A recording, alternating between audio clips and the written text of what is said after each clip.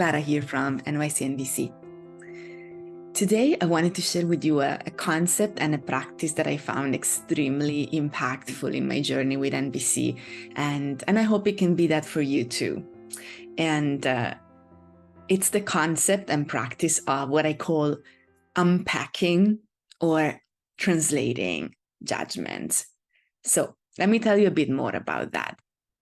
First of all, I hope we can start from a shared reality. Let's say that whenever we communicate in the form of criticism or moralistic judgment, it's usually very unlikely that we remain connected with the people around us, right? When I say judgment, think about sort of any variation of right and wrong, any words such as selfish, irresponsible, lazy, egomaniac, control freak. You can fill in the blanks with your favorite ones. So when we lead conversations with judgment, we almost immediately lose connection.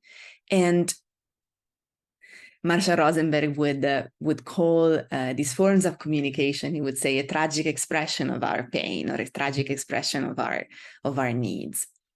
So, however, the swing to the opposite side could be that we end up trying to suppress them or avoid them or even judge them, which is kind of an interesting loop, right? So, I hear it in different contexts, the idea that, that be non-judgmental, right? And which sounds great ideally, right? Of course, we want to aim or strive potentially to that. But what if we are? And what if I am having a judgment word in my mind? What if I'm having or want to express a critical thought?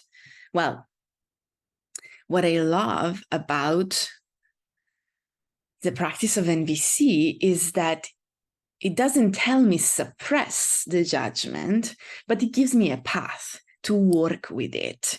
So rather than tell me, don't do that, I think Marshall would say, if you're trying not to judge, well, good luck, because as humans, we really are in some ways judging machines, both through the conditioning and that we received and also as our brains work. So NVC doesn't tell me suppress.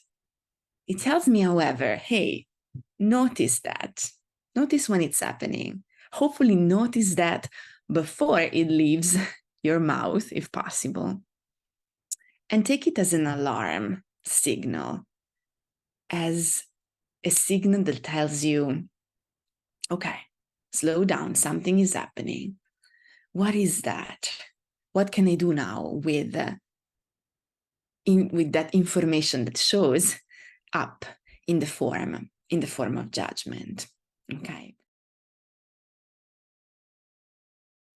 So let's see what I mean with this idea of unpacking moralistic judgments. So first of all, again, starting point, something is happening that is bothering me, is annoying me. And so I can sense that my mind is going into some story about it, some story that has the flavor of that person is doing something wrong, they're bad, they're annoying, they are being such a control freak, they're being selfish, this is unacceptable. Fill the blank. We'll do an example in a moment, by the way. So I notice that and I take it as a sort of alarm signal and I tell myself, okay, wait. And then I can try this process of looking for something inside the judgment. Sometimes I say the package is kind of ugly, right? It comes into this very sort of rough form that makes connection difficult. But inside, I can find important information. And there are three things that I can find once I unpack the judgment So one thing is what sometimes in NVC we call the stimulus or the observation. This answers the question, what is happening? What am I seeing? What am I hearing? And can I describe that in such a way that is disentangled from my story, from my judgment? And this may take time and practice. Then the second component is I'm feeling a certain way. I have a reaction, right? Something happens in me. My body's telling me something. So I can go and name and find what am I feeling? How am I feeling when this happens? And then the third and possibly the most important component is what am I needing in that moment that I'm not experiencing in that connection? Because if I'm having a response or a reaction to something that's happening, is because it's not in harmony with my needs. There's a pain there because some of my needs are not being met. And so in the process of unpacking, I can get in touch with these components.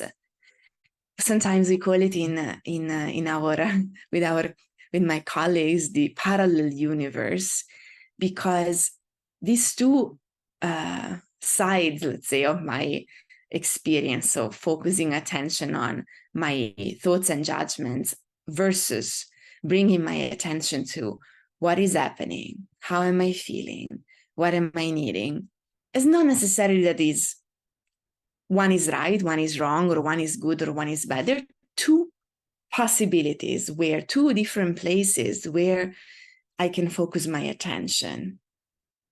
And then the question becomes, what happens? What happens to the connection that I am experiencing where I'm on one side or the other? And VC is telling me, hopefully, when you're centered more, where your attention is centered on what we say, what is alive, what we call what is alive in us, and what is happening that is having an impact on us, where we have more chances to have a fruitful conversation. Because rather than talking about what's wrong with someone else or ourselves, we can talk about what matters to us. Let's try it with one potential example. Let's see.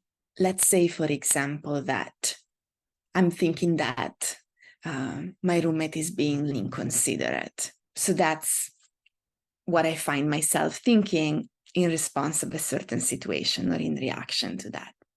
So now I'm practicing or I'm learning these NVC skills, and I'm going to say, okay, slow down, give me a moment. Let me unpack this word. What is hidden in this word? Okay, so something is happening. What am I seeing? What am I hearing? So maybe I am hearing him talking out loud outside my bedroom while I'm teaching a class online. And then I can go deeper in that.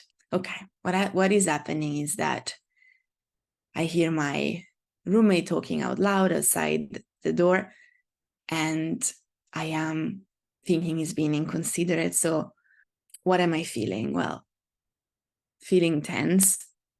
I also feeling a bit agitated, and I think also a bit irritated. So there's some irritation, some agitation, and some tension in me. So feelings. Okay. Third part, needs. What am I needing in that moment when that happens? So, well, I think I'm needing a sense of shared reality, maybe an respect, awareness. I'm also needing some focus and concentration in my teaching. These things are seem relevant. So I have the parallel universe. Inconsiderate, disrespectful. This is happening. And this is why I'm feeling a response to this, because there's something that matters to me. I would love to experience some consideration and share reality around when I teach. I would love to maybe have some care, a sense of care. And ultimately, I would also love to be able to be focused and concentrated when I teach an online class. Having that information, then I can see what I may want to do about it. I'm not going to go into that step, which is a whole other conversation, maybe for another video. But I think connecting with these qualities can be already changing my inner experience. And it's much better for me in my body to be on the side of, okay, what is happening and what matters to me versus what's wrong with you. Very different place. The place of what matters is also more likely to take me into the place of what I can do about it, and taking care of that. So I think this is something that you can start trying right away as a practice. Take a journal, take a feelings and needs list, which will be linked in the description of the video. And try it out, see what happens. Feel free to share some in the comments if you want some of the examples, and what comes up as you do this process of unpacking, bringing our attention to what is happening, what is happening outside myself, and what is happening inside myself in terms of feelings and needs, can be brought in different directions, in that I can see these aspects in my inner experience. I can then listen for these qualities, even though most often people are not going to express themselves this way. So I can listen though through beyond the words. And then I can also center my communication on these aspects of my experience. And this hopefully has a chance to take me towards a path of cooperation and collaboration that takes everyone's needs into consideration. So try it out. Let me know how it goes. I hope this was helpful. Thanks for spending some time with me today.